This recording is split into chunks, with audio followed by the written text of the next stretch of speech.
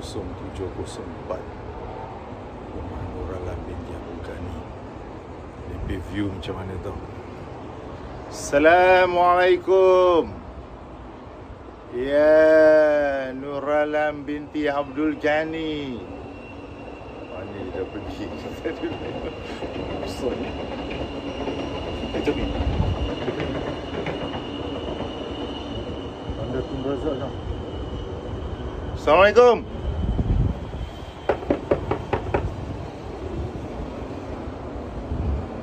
Ada rumah, ada rezeki.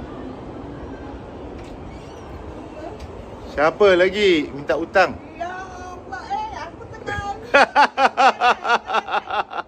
Macam-macam lah. Masa tu kita tinggal semua satu rumah. Satu rumah lorong Melayu. Nombor berapa? 61. Nombor 61 lah. So Betul lah. siapa kat dalam? Arwah nenek Khatijah binti Kasar kat sana.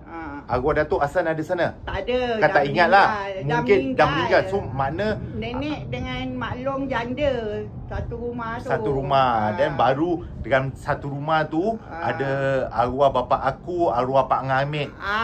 Semua Sama duduk satu arwah rumah. Pak Ngamit sama arwah bapak kau.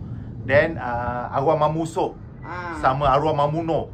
Diorang kahwin pun diorang tinggal dekat 61 Lorong Melayu. Okey. Sampai dah beranak-beranak. Lepas tu diorang lepas tu dah baru ada pindah. Baru diorang pindah lah. So I think Pak Ngamit pindah Pacitan kat Kembangan. Lingkung berapa. Dan arwah bapak aku pindah Jalan Pasir ke apa. Aku tak ingat lah. Dan tapi pindah. arwah bapak kau lepas tu pun pindah. Lepas beranak. Pindah mana? Bapak aku Changi tak Road. pindah. Bapak aku duduk situ juga. Sampai? Lorong Melayu. Lepas tu pindah Gelang Serai. Pindah Gilang tempat kita. Lepas tu baru dia orang pindah Chai Chee.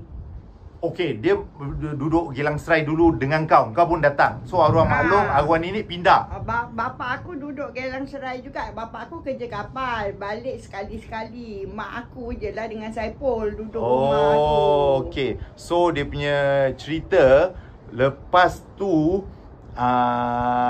lepas Lorong Melayu pindah 981H Gelang Road. Gelang Road dia punya alamat. So nenek tinggal sana, arwah Mak Long tinggal sana. Dan yang mak ikut aku pun duduk sana. Mak kau duduk sana dengan bapak kau. Tapi bapak kau belayar. Bapak aku tak duduk sana dulu. Bapak aku pindah dekat rumah Mamu Husin. Bapak engkau pun duduk Gelang lah. Kan Talha kahwin Lepas Gelang. tu sebelum tu kita tinggal Jalan Pasir. Oh ya ke? Jalan Pasir tak tahu berapa lama lah. Rumah barek tu Mamu Husin dekat dengan rumah Wan Khatum. Lepas tu baru apa tu? Lepas tu tahun 70 baru kita pindah sana. Oh dia Gelang Serai Okey. Kau ada Dalam beradik ada rumah semua duduk situ. Bagus tau. Sikit nak pinjam duit. Kau ingat tak?